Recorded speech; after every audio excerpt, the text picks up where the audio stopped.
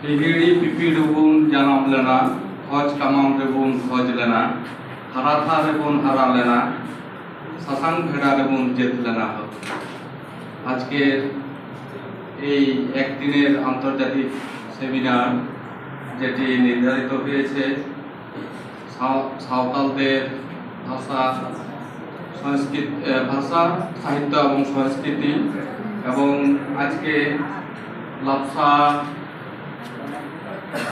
টুরকু হাসদা লাপসা হেমব্রম মহাবিদ্যালয় কর্তৃপক্ষ আমাকে কিছু কথা বলার জন্য যে সুযোগ করে দিয়েছেন আমি আপনাদের কৃতজ্ঞ।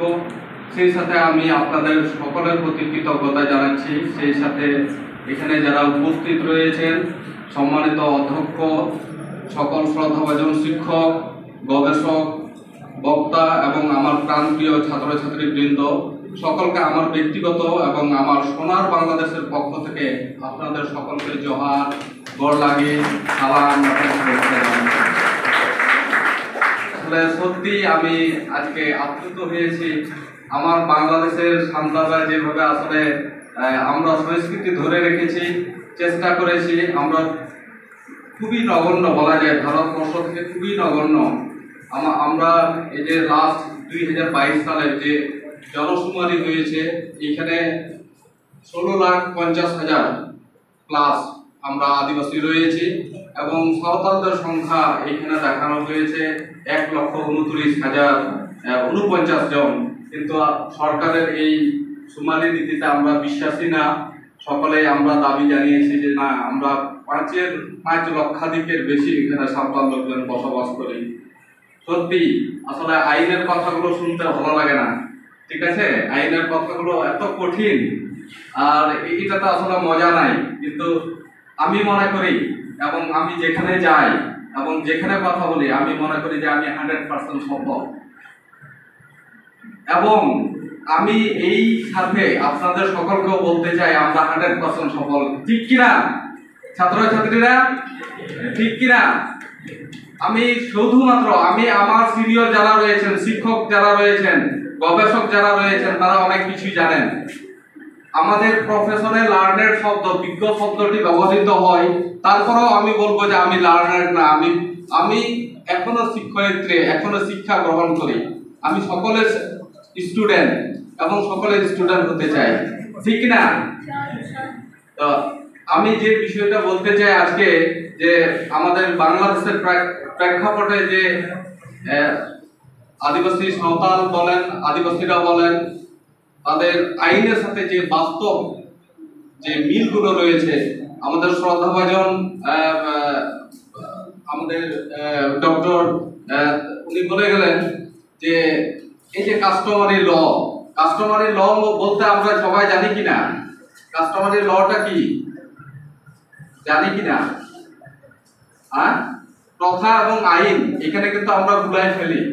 এখানে অনেক স্টুডেন্টরা আছে, আমি একটু যদি আপনারা রেসপন্স করেন মনে হয় আলোচনাটা একটু ভালো হবে। আমরা অনেক কিছু হয়তো শিখতে পারবো এখান থেকে, যে আমাদের মৌলিক চাহিদা এবং মৌলিক অধিকার এই বিষয়টি জানি কিনা। আমাদের মৌলিক চাহিদা কয়টি জানি কিনা?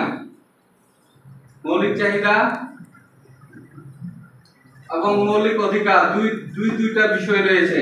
এটা যে কোনো রাষ্ট্রে, এটা শুধু বাংলাদেশ না, প্রত্যেকটা রাষ্ট্রের জন্য মৌলিক চাহিদা এবং মৌলিক অধিকারের বিষয়টি সন্নিবেশিত রয়েছে। মৌলিক অধিকারের বিষয়টা হচ্ছে আমাদের সংবিধানে যে অধিকারগুলো বলবৎ রয়েছে, যেগুলো কেউ যদি ভায়োলেট করে, কেউ যদি লঙ্ঘন করে, এই ক্ষেত্রে আপনি কোর্টের মাধ্যমে এই অধিকারগুলো আপনি প্রিজার্ভ করতে পারবেন, রক্ষা করতে পারবেন। আর মৌলিক চাহিদা হচ্ছে কয়টি? আমরা জানি খাদ্য, বস্ত্র, ঠিক না? 6টি কিনা? এইগুলো হচ্ছে মৌলিক চাহিদা। এছাড়াও আপনারা দেখবেন আন্তর্জাতিক আইনে যে জাতিসংঘ থেকে যে 30টা অধিকারের কথা বলা হয়েছে, ঠিক কিনা? ওইখানে কিন্তু দেখবেন যে আমাদের এখানে যেহেতু ইউথ রয়েছেন, আপনারা এখন ম্যাচিউরড, আমি বলতে চাই যে ওইখানে কিন্তু বিবাহের অধিকারের কথা বলা হয়েছে, ঠিক আছে? হ্যাঁ কিনা? দেখছেন কিনা? আপনারা দেখেছেন কিনা? ওইখানে কিন্তু বিবাহের অধিকারের কথা কেন বললাম? দেখবেন আমাদের সমাজে, সান্তাল সমাজে ইচ্ছা করলে কিন্তু আপনি যে কাউকে বিয়ে করতে পারবেন না, ঠিক কিনা? পারবেন? আপনি টুডুকে বিয়ে করতে পারবেন? টুডু ছেলে, ছেলে টুডু আর মেয়ে টুডু বিয়ে হবে কিনা? হয় কিনা? হয় না। অন্য জাতির কাছে যখন বিয়ে হয়, এটা কি সমাজ মেনে নেয়? এটাকে কি বলে বলেন তো? যখন কেউ এইরকম ঘটনা ঘটায় তখন কি বলে, কি করে তাদেরকে? বলেন কি করে? রাষ্ট্র দেখেন এখানে কনফ্লিক্টটা কোন জায়গায়। রাষ্ট্র আপনাকে বলছে যে ছেলের বয়স 21 বছর এবং মেয়ের বয়স 18 বছর হলেই কিন্তু বিয়ে করতে পারবে। আন্তর্জাতিক আইনে বলছে কোনো বাধাই নাই। এখানে তো একটা রেস্ট্রিকশন আছে যে অমুককে বিয়ে করতে পারবে না। কিন্তু আবার দেখেন এই আমাদের সাঁওতালদের যে প্রথা রয়েছে, প্রথাগত যে আইন রয়েছে, এখানে দেখেন আপনি কিন্তু ইচ্ছে করলে আপনার নিজের কাকাতো ভাই, মামাতো ভাই এরকম কাউকে বিয়ে করতে পারবেন না। একটা মেয়ে পারবে না ইচ্ছা করলে, একটা ছেলে পারবে না একটা ধরেন একটা টুটু মেয়েকে বিয়ে করতে, সে যদি নিজে টুটু হয়। তো এই বিষয়গুলো আসলে আমরা অনেক সময় বুঝতে পারি না, ঠিক আছে, এবং অনেক সময় ভুলাই ফেলি। এই কারণে আমাদের মধ্যে হচ্ছে এখানে লয়ের কোনো স্টুডেন্ট আছে কিনা? আছে লয়ের কোনো স্টুডেন্ট? পলিটিক্যাল সায়েন্স, রাষ্ট্রবিজ্ঞানের কোনো মনে হয় নাই না? যাই হোক, তারপরেও বলতে চাই যে আমাদের এই যে আইনের যে কাঠামো, পৃথিবী একটা বলতেছে, রাষ্ট্র একটা বলতেছে, আমাদের সমাজ একটা বলতেছে, ঠিক আছে? এখন আপনি সমাজ একটা রক্ষা করবেন না রাষ্ট্রটা করবেন নাকি এই পৃথিবীটা রাখবেন? এইটা হচ্ছে মেন কোশ্চেন, মেন জায়গা। এবং আইনের কথা যখন আসে তখন হচ্ছে ন্যায় বিচারের কথাও চলে আসে, ঠিক কিনা? আইন থাকলে তো হয় না। আইন কিন্তু মানুষ আইনের কথা শুনলে কিংবা একটা পুলিশকে দেখলে কিংবা একটা অ্যাডভোকেটকে দেখলে কিংবা কোর্টে কিন্তু সহজে কেউ যেতে চায় না, কারণ এটা জটিল বিষয়। তো কিন্তু আমাদের সবাইকে একজন যোগ্য নাগরিক হিসেবে যদি একটা রাষ্ট্রে বসবাস করতে চাই, আমাদের প্রত্যেকেরই কিন্তু আইন বিষয়ে সম্যক ধারণা থাকা দরকার। যেটি আসলে এই যে সংস্কৃতির যে বিষয়টা, সংস্কৃতি তো তখনই বলবান হবে যখন আপনি আপনার মানে কি বলে শক্ত পাকাপোক্ত ভাবে আপনি বেঁচে থাকতে পারবেন, ঠিক কিনা? এখন এইখানে বসবাস করছেন, আপনাকে কেউ দেখা গেল জোরপূর্বক ওইখান থেকে উচ্ছেদ করলো, আপনার কি সেই সংস্কৃতি থাকবে? আপনার কি সেই হাসি, সেই গান, সেই নাচ কি থাকবে? এই কারণে হচ্ছে আইনের কথাগুলো খারাপ লাগলেও আমাদের প্রত্যেকের জীবনে যেন রাষ্ট্রের যে সংবিধান, যে বলে না আমাদের পবিত্র প্রত্যেকটা ধর্মের পবিত্র গ্রন্থ রয়েছে, এই গ্রন্থের পরের যে বিষয়টি আছে সেটি হচ্ছে আমাদের সংবিধান। এই সংবিধান সম্পর্কে আমরা যদি সঠিক একটা ধারণা পেতে পারি, সম্যক ধারণা, আমি এত বড় আইন করতে পারবো না, ঠিক আছে, কিন্তু এই যে আমাদের যে সংবিধানটা আছে এটা যদি আমরা একটু জানি, যদি এটা না জানি আমরা কিন্তু পদে পদে ঠেকবো, পদে পদে হয়রানির শিকার হব। আর আমরা যখনই একটা সংবিধান সম্পর্কে সম্যক ধারণা থাকবে, আমার মৌলিক অধিকারের কথা বলা হবে, ওইখানে দেখবেন যে সুযোগ সুবিধা, ঠিক না? সুযোগ সুবিধা কিন্তু ওইখানে আমরা খুঁজে দিতে পারি, কিন্তু সেই সুযোগ সুবিধার কথা যদি আমরা না জানি, আমরা কিন্তু কোনোদিন আমাদের সেই অধিকারগুলোকে বলবৎ করতে পারবো না। এই কারণে হচ্ছে আমাদের জীবনে সবচেয়ে মূল্যবান এই বিষয়টি হচ্ছে আইন। যাই হোক, বাংলাদেশের প্রেক্ষাপটে একটু বলতে চাই, সেটা হচ্ছে আমরা বাংলাদেশে যারা রয়েছি, সাঁওতাল জনগোষ্ঠী বলেন, আদিবাসী জনগোষ্ঠী বলেন, আমরা আজকে আদিবাসীর কথা বলছি, কিন্তু দুঃখের বিষয় আমাদেরকে কিন্তু আদিবাসী হিসেবে স্বীকৃতি দেওয়া হয় নাই। দেওয়া হয়েছে, আমরা চেষ্টা করতেছি, সবাই বলতেছে যে না আমরা আদিবাসী, না আমরা আদিবাসী। আদিবাসীর মধ্যে ওইখানে আমাদের তো সংবিধানে বলা হয়েছে ক্ষুদ্র জাতি সত্তা, উপজাতি, ক্ষুদ্র নৃগোষ্ঠী। আমরা তো মানুষ, তারপরেও কিন্তু আমাদেরকে ক্ষুদ্র বানানো হয়েছে। রাষ্ট্রের যন্ত্র আমাদেরকে ক্ষুদ্র বানিয়ে ফেলেছে। আমি আজকে এইটুকু আমার প্রিয় শিক্ষার্থী ছাত্রছাত্রীদের কাছে বলতে চাই, আমরা কিন্তু ক্ষুদ্র না। এই যে এই ক্ষুদ্র শব্দটি যেন আমাদেরকে বৃহৎ করে, এইভাবেই কিন্তু এগিয়ে যেতে হবে। শুধু আজকে আমার কথা হচ্ছে যে কেউ শুধুমাত্র লেখাপড়া করলেই যে ভালো কেউ কিছু করতে পারবে এমন না। বিভিন্ন মানুষের, বিভিন্ন লোকের বিভিন্ন তালন্ততে বিভিন্ন প্রতিভা রয়েছে। আজকে বলতে বাধ্য হচ্ছি, দেখেন কিছুদিন আগে সাহিত্যে কিন্তু পদ্মশ্রী যে সর্বোচ্চ সম্মান, ঠিক না, কে পেয়েছে? আপনাদের ভারতবর্ষে হলধর নাগ আমার মনে হয়, না জানি কিনা উনি কিসে ওই সর্বোচ্চ পুরস্কারটি পেয়েছেন? সাহিত্যে। উনি ওনার পড়াশোনা আমি দেখেছি তৃতীয় শ্রেণী পর্যন্ত পড়াশোনা করেছেন। আমরা এই শুধু পুঁথিগত বিদ্যার এখানে যেন না থাকি, আমরা প্রত্যেক দিন শুধু ফেসবুকের সাথে গুগল সার্চ করে যাতে আমরা একটু নিউজ পেপারটাও দেখি, ঠিক আছে? তাহলে একটা যখন যে ঘটনাগুলো হচ্ছে সেই ঘটনা সম্পর্কে আমরা অবগত হতে পারবো। আপনারা দেখবেন আমাদের বাংলাদেশে জিয়াউল হক নামে একটা দই বিক্রেতা, সে কিন্তু 21 পদক পেয়েছে, ঠিক আছে?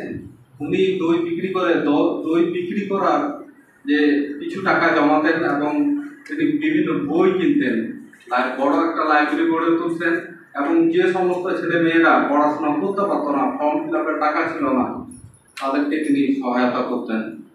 এইভাবে কিন্তু ওইখানে এই লোকটাকে মনোনীত করা হয়েছে, ঠিক আপনাদের ভারতেও। আমাদের ওইখানে আরেকটি যে বিষয়টা দাঁড়ায়, ওইখানে কিন্তু দুই ধরনের আইন আছে। আমি জানি না, কারণ এখানে আসলে ক্লাস নিতে আসি নাই, কিন্তু আমরা ওই যে বলছি না যে সবসময় বলি যে কি মামলা হয়েছে, ঠিক কিনা? কি মামলা হয়েছে, ক্রিমিনাল মামলা নাকি সিভিল মামলা? এটাও কিন্তু জানি না। জানি কি আমরা সবাই জানি কিনা? ক্রিমিনাল মামলা এটা ফৌজদারি মামলা বলে আর কি, দেওয়ানি মামলা। আমাদের ওইখানে মূল যে সমস্যা ওইটা হচ্ছে দেওয়ানির যে বিষয়, সেটা হচ্ছে যে ভূমিকে কেন্দ্র করে এখন ফৌজদারি ঘটনাগুলো ঘটতেছে। ভূমি বিষয়টা হচ্ছে কি এই দেওয়ানির বিষয়, ঠিক কিনা? কিন্তু এই যে এই ভূমিকে কেন্দ্র করে কিন্তু ওইখানে বিভিন্ন অঘটনগুলো ঘটতেছে প্রতিনিয়ত, এবং বিভিন্ন সময় জোরপূর্বক ব্যক্তি বলেন, মানে ভূমি খেকর বলেন, ভূমি দুস্থদের কথা বলেন, সরকার বলেন, বিভিন্ন সময় বিভিন্ন শিল্পায়ন, ইপিজেড, তারপরে হচ্ছে বিভিন্ন উন্নয়ন পরিকল্পনা গ্রহণ করছে যেখানে আদিবাসীরা বসবাস করছে, এবং প্রতিনিয়ত আমরা হয়রানেরও শিকার হচ্ছি। কিন্তু আমাদের জন্য যে আইনটা ওইখানে বলবৎ আছে, স্টেট একুইজিশন অ্যান্ড টেনেন্সি অ্যাক্টের আন্ডার 90 সেকশন 97 এর আন্ডারে যে ক্রাইটেরিয়াগুলো রয়েছে, এই বিষয়গুলো আসলে আপনাদেরও জানা দরকার, কারণ এটা বিশ্বব্যাপী এই আইনটা, এটা শুধু বাংলাদেশ না। শুধুমাত্র আপনাদের সান্তাল পারগানায় আলাদা একটা আইন রয়েছে এবং এই আইনের অধীনে ওই সান্তাল পারগানাটা পরিচালিত হয়। এছাড়া সমস্ত ভারতবর্ষে দেখা যাচ্ছে যে এই আইনগুলো এখনো রয়েছে। তো এইটা আপনারা একটু নোট করে রাখবেন দয়া করে, যারা এখানে শিক্ষার্থী, ছাত্রছাত্রী এবং যারা রয়েছেন, আমার মনে হয় শিক্ষক মন্ডলী, এটা আপনাদের বলা উচিত আমাদের আদিবাসী লোকজনকে, যে আপনাদের জন্য একটা সুবিধা দেওয়া হয়েছে। বলা যায় এক অর্থে, আবার এক অর্থে বলা যায় অসুবিধার কথা, কারণ এখানে ডিসি এডিসির পারমিশন নিতে হয় এখানকার যে নিয়মটা। কারণ হচ্ছে কি, আপনার জমিটা কেউ যদি হস্তান্তর জোর করে নিতে চায়, নিতে পারবে না, কারণ এখানে অনুমতির যে বিষয়টা আছে এই ক্ষেত্রে উনি কিন্তু আটকে যাবেন। তো বাংলাদেশের ক্ষেত্রেও সেম, যে আমরা অনেক লোকজন, আমাদের সাঁওতাল লোকজন কিন্তু শুধু সাঁওতাল না, বর্তমানে 22টি যে জনগোষ্ঠীর কথা বলা হয়েছে স্যাট অ্যাক্টে, এই 22টি জনগোষ্ঠীর অনেক ভূমি কিন্তু অবৈধভাবে হস্তান্তরিত হয়েছে। কারণ ভয় দেখিয়ে, অনেক সময় হচ্ছে জোরপূর্বক লিখিয়ে নিয়ে, কিন্তু ডিসির পারমিশন নাই। এই কারণে আমরা যে কয়জন আছি চেষ্টা করছি সেই সমস্ত লোকদের জমি কিংবা ভূমি উদ্ধারে একটি গুরুত্বপূর্ণ ভূমিকা রাখার জন্য। এই কারণে আমি বলতে চাই এই জায়গায় আপনাদের ভূমি রক্ষার একটা বিষয় রয়েছে। দ্বিতীয় যে বিষয়টা আমাদের ওইখানে চলে, এই সুযোগ সুবিধাটা দিয়েছে, সেটা হচ্ছে আপনার ক্ষুদ্র নৃগোষ্ঠী সাংস্কৃতিক প্রতিষ্ঠান আইন, এইটা প্রতিষ্ঠা করা হয়েছে। আমি জানি না ইন্ডিয়াতে এরকম কোনো আইন আছে কিনা, আলাদা কোনো আইন আছে কিনা, একটু আপনারা যদি জানেন সহযোগিতা করবেন। ক্ষুদ্র নৃগোষ্ঠী সাংস্কৃতিক প্রতিষ্ঠান আইন মানে ক্ষুদ্র নৃগোষ্ঠীর জন্য আলাদা একটা আইন, এবং এখানে ক্ষুদ্র নৃগোষ্ঠীর লোকজনেরা সেটা পরিচালনা করবে, আর এটার সুবিধাটা তারাই পায় শুধুমাত্র। তো এরকম কিছু আইন ভারতবর্ষে আছে কিনা আমি জানি না। আর একটি যে বিষয়টা দেখা যায় সেটি হচ্ছে আমাদের বাংলাদেশে আমরা যে বলি ডাওরি, যৌতুক, এই যৌতুকটা আমার জানা মতে সাঁওতাল সমাজে কিন্তু নেই, কিন্তু বর্তমানে এই যৌতুককে কেন্দ্র করে অহরহ ঘটনা ঘটে চলেছে। এই যৌতুককে কেন্দ্র করে অনেক লোকজনেরা মামলা মোকদ্দমায় পড়ে হেনস্থার শিকার হচ্ছে। তো এই বিষয়গুলোতে আসলে কাজ করার একটা স্কোপ রয়েছে সাঁওতালদের মধ্যে, কারণ আমরা সাঁওতাল যারা রয়েছে আমরা কন্যাদেরকে কম দিয়ে থাকি। আমার জানা নাই যে তারপরেও বলতে নেই, তবে আমি যতদূর দেখেছি আমাদের সাঁওতাল লোকজনেরা কিন্তু ছেলেদেরকে ওইভাবে যৌতুক দেয় না, অন্যান্য সমাজে যেভাবে প্রচলিত রয়েছে। মেয়েদেরকে কম হিসাব দেওয়া লাগে, এটা কিন্তু খুব বেশি না। আমাদের ওইখানে 3.5 মণ ধান দিতে হয় আর 25 টাকা, কিন্তু ছেলেদেরকে আলাদা কোনো কিছু দেওয়া হয় না। এটা ছেলেরা যদি মেয়েরা যদি চায় হয়তো ইদানিং কালে দিচ্ছে, কিন্তু আগে এরকম কিছু ছিল না। এই কারণে আমি জানি না ভারতবর্ষে কি অবস্থা। যৌতুকের কোনো অ্যাডভোকেট একজন থাকলে হয়তো একটু সহযোগিতা পেতাম।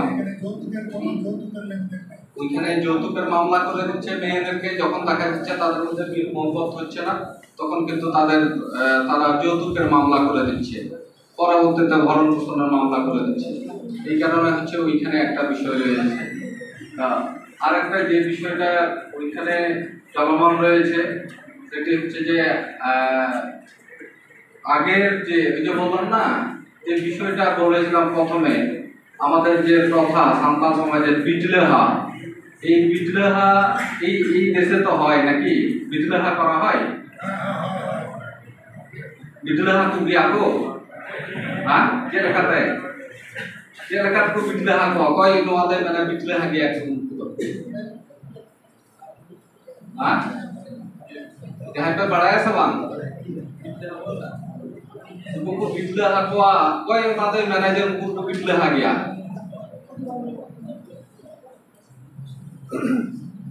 अच्छा যাই হোক, ওনার বিটলাহা তো আপনার মহাশয় को মেনা কোয়া, उनको साहित्य रन करा को, उनको ऑल को ऑल चढ़ावदा। इया बड़ाई तो बिटलाहा तो जग मेजी घोषणाय जे उनको को बिटलाहा गया तो बना ओने अबुई नाम तो मेन के जे जुदी मिद जेत रेकिन बापला लन खाय से एटा जेत सते जहाना बड़ी कमी जुदी हुई लन खाय ओना येते हुई ओना ओना जायगा रे बिटलाहा दा हुईवा। और नो बिटलाहा सफाई लगे ते चेक को चिकाया जम न्यू बांग जम न्यू को अमवा नोआ दिसम रहो सेम जाय हो। अतो नोआ को तो चिदा अबो तो नितो तो जलो कना चेंज हिजुक कना प्रतिनियत चेंज हिजुक कना ओना येते ओना जायगा रे बांग ताहे कते आरहो चे लकाते मौज हुईवा बांग अबो आसल काटा सेकोड कना काटा चे कोना मूल रहे कना ओना को तो जते बाबू उचरो तीन ओना गाना बज मेन केदा আমরা যে প্রথম বললাম যে আন্তর্জাতিক আইন আমার রাষ্ট্রের আইন কোনটা মানবো, আমার সমাজ কিন্তু মানবে না। এটা কোর্টকে যদি বোঝানো হয়, এই যে আমাদের সমাজে যে ডিসিশন গুলো নেওয়া হয় সেখানে কিন্তু কোনো লিখিত ডকুমেন্ট থাকে না, কিন্তু কোর্টকে যদি বোঝাতে পারা যায় যে এটা আমাদের কাস্টম, এটা আমাদের প্রথা, তাহলে কিন্তু কোর্ট ওইটাকে প্রিফার করে। এই কারণে হচ্ছে কেউ আজকে জোর করে বলবে যে আমি বিদ্রোহী হলাম, আমাকে জরিমানা রানম করলো, আমি দেবো না, তুমি কিন্তু টিকতে পারবেন না। এখানে জোরের কিছুই নাই। এই কারণে হচ্ছে আমাদের প্রত্যেককে আমাদের সমাজের যে আচার আচরণ নিয়ম কানুনগুলো আছে সেটা ফলো করে চলায় হচ্ছে মানে পণ্ডিতের কাজ আর কি, ভালো কাজ। দ্বিতীয় যে বিষয়গুলো বই বাড়ায়া নয়া দিশম রে ᱚᱱᱠᱟ ᱦᱩᱭᱩᱜᱼᱟ ᱥᱮ ᱵᱟᱝ ᱚᱨ ᱚᱱᱟ ᱠᱚ ᱚᱨ ᱵᱟᱲᱟ ᱠᱚ ᱚᱨ ᱵᱟᱯᱞᱟ ᱚᱠᱟᱴᱟᱜ ᱦᱩᱭᱩᱜ ᱜᱮᱭᱟ ᱱᱚᱣᱟ ᱫᱤᱥᱚᱢ ᱨᱮ ᱱᱤᱛᱚᱜ ᱦᱚᱸ ᱱᱤᱛᱚᱜ ᱦᱚᱸ ᱦᱩᱭᱩᱜ ᱜᱮᱭᱟ। তবে ইনি দিন মেনা নয়া ᱫᱚ রাক্ষস বিয়ে को মেতাᱜᱼᱟ। অর বাপলা বাংলা দিয়ে কিন্তু অর বাপলা, আগে হচ্ছে জোর করে কোনো মেয়েকে পছন্দ হোক আর না হোক তাকে কিন্তু পেতেই হবে, আমাকে জোর করে তাকে ধরে নিয়ে আনতে হবে এবং সাঙ্গপঙ্গ নিয়ে জোর করে নিয়ে আসতো। এটা রাক্ষসে বিয়ে বলে। তো এই কাজগুলো আসলে সমাজের জন্য ভালো না, ঠিক না? তাহলে এই সমস্ত বিষয়গুলোতে আমাদের কাজ করার দরকার আছে। তারপরে আর যে কো বাপলা মেনা নীর বলো মেনা গিয়া নেতার হও নীর বলো মেনা গিয়া কুড়ি গিদ্রে জাস্তি কো নীর বলো ঠিক সে বাং আদো ইন্দিন মেন কে কোড়া গিদ্রে খাতির থেকে তো কুড়ি গিদ্রে কো বলো আছে যে আমার নাসা কিদিnya গোটা নাসান বড়া কিদিnya গোটা বোলপুর রেয়া আর একো মেন লেকা আমার মুচে পে নো মুচে আর মুচে রেলে মিটিং কেনা বিন দো দিয়া আদো ওনা ইয়েতে হুয়ুগ কানা মিটেন কথা ওনাতে বারবার বই মেনদা যে আসলে নিতো তো থোড়া বদল লাগাও বনা। ওনা ইয়েতে নঙ্কান মানে এখানে যারা যুবক যুবতীরা রয়েছেন যারা এখনো বিয়ে করেন নাই, আমি বলতে চাই জীবনটা কিন্তু আপনার। এই কারণে হচ্ছে যে আপনার ভালো সঙ্গী হবে সেই যেন আপনাকে প্রতারণা না করে, এমন ভাবে স্টাডি করবেন সেই যেন আপনাকে প্রতারণার সুযোগটা না পায়, নাহলে জীবনে একদিন আফসোস করবেন। ঠিক আছে? আমাদের লোকজনগুলো আগে বলতো যে গুই করো কান্দর, আর মানে কি গুই মানে গুই বলে না জমি বলে, এদিকে আমার মিলাইতে পারছি না অনেক জায়গায়, কিন্তু আমাদের ওইদিকে কিন্তু গুইটা বলে না, এখন জমি বলে। ঠিক আছে? মানে জমি করো কান্দর, কান্দর বলতে হচ্ছে আমাদের ওইদিকে কিন্তু উঁচু নিচু আছে, তো ওই নিচু জায়গা যেটা কান্দর এইভাবে সিঁড়ি বেয়ে নামে ওইখানে কিন্তু প্রচুর ধান হয়। এই কারণে তারা বলে যে মানে জমি করো কান্দর আর বউ করো বান্দর। ঠিক আছে? তো বান্দর বলতে এটা না যে তার মানে ইয়ার মতো মানে খারাপ কিছু, বান্দর বলতে সেটা বোঝানো হয়েছে যে আসলে তোমার সাথে চলতে হবে। ঠিক আছে? আমার বাবাও বলতো দেখ রে কাপড় কিনে কিন্তু তুই ঠকবি না, কিন্তু বউ নিয়ে কোনোদিন ঠকিস না। ঠিক আছে? আমাদের তো সঙ্গীর প্রয়োজন, যে যাই বলুন না কেন, আমাদের কিন্তু সঙ্গীর প্রয়োজন। এইখানেও কিন্তু বাবা মা থেকে শুরু করে আমাদের প্রত্যেকের একটা ভূমিকা রয়েছে, ভালো বউ পেতে, ভালো জামাই পেতে। ঠিক না?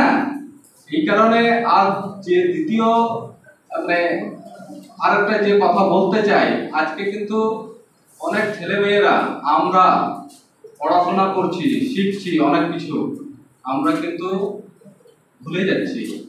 আমরা কিন্তু এমন মনে করছি যে আমরা মনে হয় কি হয়ে গেলাম, আমরা না সমাজ, না পরিবার, না আমাদের বাবা মার কথা মনে রাখছি। আমরা দেখবো একটা গল্প, ছোট একটা গল্প বলি, সেটা হচ্ছে পার্বতী নামে একটা মেয়ে ছিল, ক্লাস 2 এ পড়তো। প্রতিদিন তার মা তাকে স্কুলে নিয়ে আসতো। তো তার মা সে বরখা পরে যেত তার বেবিকে নিয়ে। হঠাৎ একদিন তার মার বরখাটা খুলে যায়, খুলে গিয়ে তার বেবির সহপাঠীরা যখন তার মার কুৎসিত চেহারা দেখে, তখন সবাই তাকে ঠাট্টা করলো, মস্করা করলো যে তোর মা এত কুৎসিত, তোর মার চেহারা এত খারাপ। তো শেষ পর্যন্ত এসে বলছে যে মা তোমার এত বিদ্যুতে চেহারা, আমার সহপাঠীরা কেউ তোমাকে পছন্দ করে না, তুমি কেন আমাকে স্কুলে নিয়ে যাও, কেন তুমি নিয়ে যাও? শেষে তার মা কোনোভাবে বলতে চায় না কথাগুলো, কেন সে বিদ্যুতে হয়েছে, কেন তার চেহারাটা এরকম হয়েছে। একদিন বাধ্য হলো, কারণ তার মেয়ে কোনোভাবে বুঝছে না যে তার চেহারাটা কেন এত বিদ্যুটে এবং কুৎসিত, এবং তার সাথে স্কুলে যেতে চায় না। তাই একদিন বলছে যে মা, আসলে তুমি যখন আরো ছোট ছিলে তখন তুমি আমাদের ঘরের মধ্যে শোয়ানো, আমি বাইরে পানি আনতে গিয়েছি, পানি আনার পরে দেখি যে সেখানে দাও দাও করে ঘরে আগুন জ্বলছে, এবং এই মুহূর্তে আমার আর কোনো কিছুই মনে ছিল না, আমি এই আগুনের মধ্য দিয়ে গিয়ে তোমাকে বের করে নিয়ে এসেছি, এবং এই সময় আমার যে চেহারা তখন ঘুরে আজকে কালো হয়ে গেছে। আসলে তোমার থেকেও আমি অনেক সুন্দরী ছিলাম মা। তখন বেবিটি বুঝতে পেরে অনেক কান্নাকাটি করল, কান্নাকাটি করে পরে বলতেছে, মা তুমি আমার শ্রেষ্ঠ মা। আসলে আজকে যে গর্ভবতী মা বাবা রয়েছেন, আমরা কিন্তু ভুলে যাচ্ছি, আমরা এত ভুলছি, আমরা বাবা মায়ের কথা মনে রাখি না, বাবা মাকে ছেড়ে যাই। আজকে কত অসুস্থ বাবা মা, অসহায় বাবা মা রয়েছে। আমার বাবাও আজকে কিন্তু স্ট্রোক করেছিলেন, প্যারালাইজের মধ্যে, কিন্তু সময় দিতে পারছি না। চেষ্টা করি খরচ দিয়ে হোক, টাকা পয়সা দিয়ে হোক, আমি যেন তাকে সহযোগিতা করতে পারি। কিন্তু অনেক ছেলে মেয়েরা রয়েছে, আসলে আমরা আমাদের বাবা মার খোঁজ খবরই রাখি না। আজকে প্রিয় ছাত্রছাত্রীবৃন্দ যারা রয়েছে, এইটুকু অনুরোধ করে দিতে চাই, আমরা যেন আমাদের বাবা মাকে কখনো ভুলে না যাই। এই কারণে আমাদের ওইখানে পিতামাতার ভরণ পোষণ আইন পর্যন্ত রয়েছে। এটা কি আসলে ঠিক? আমরা নাকি দাবি করি সবাই মানব মানে সর্বশ্রেষ্ঠ জীব, এটা কি আমাদের জীবনের জন্য ভালো? আর একটা কথা বলতে চাই, সেটা হচ্ছে আমরা কখনো ছোট না, আমরা নিজেকে কখনো বলবো না আমরা ছোট নিচু জাতির লোক, কিন্তু আমরা সেই জায়গা থেকে উঠে আসবো। আজকে প্রভাবগুলো শুধু বাংলাদেশের সাঁওতালদের জন্য না, আমি মনে করি আমি পৃথিবীর সাঁওতালদের জন্য, এবং পৃথিবীর প্রত্যেকটা নির্যাতিত নিপীড়িত মানুষের জন্য আমার কথাগুলো আমি বলব। আমাদের শপথগুলো যেন এরকম হয়, আমরা যাতে মানুষের কল্যাণে কাজ করি। আমাদেরকে অ্যাডভোকেট হতে হবে না, আমাদেরকে ভালো গবেষক হতে হবে না, আমাদের যেটুকু আছে সেইটুকু যদি আমরা সম্পূর্ণরূপে ব্যবহার করতে পারি, ভালো খেলার মধ্য দিয়ে, ভালো গান গাওয়ার মধ্য দিয়ে, ভালো পেন্টার হিসেবে, ঠিক না, ভালো ড্রাইভার হিসেবে, ভালো রিক্সা হিসাবে, এবং কখনো যেন আমরা কোনো পেশাকে অশ্রদ্ধা না করি। আমি আর বেশি কিছু বলবো না, কারণ এমন একটা সময় সবার হয়তো ক্ষুধাও লাগছে। আমি সকলের কাছে আবারও বলে যাই, আমরা সবাই মানুষ এবং সবার উপরে মানুষ সত্য, এটা যেন আমরা মনে রাখি, এবং আমাদের যাত্রা যেন সামনের দিকে এগিয়ে যায়। আপনাদের সকলকে আবারও বাংলাদেশে আমন্ত্রণ জানিয়ে আমার কথাগুলো এখানে শেষ করছি। ধন্যবাদ।